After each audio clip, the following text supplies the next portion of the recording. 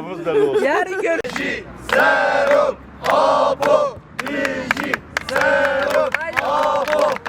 Şimdi yiyorlar. Abi gelin bu tarafa.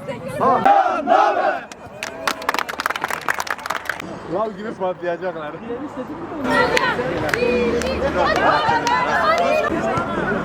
Nici, darfadana zindana.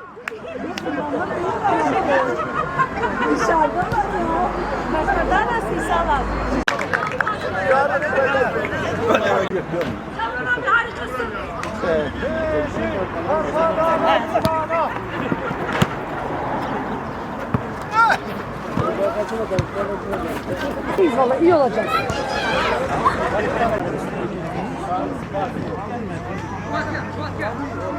Lama saya kapı bu ne ya mutlu zeyneli.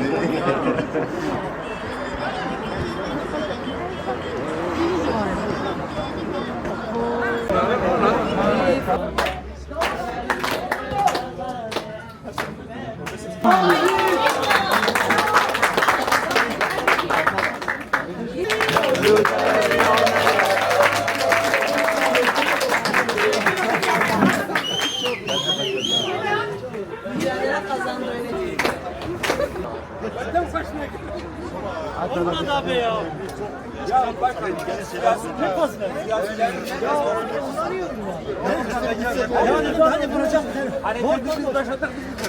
Ayaklar çarpsın tek özür dilerim. Tebrik ederim.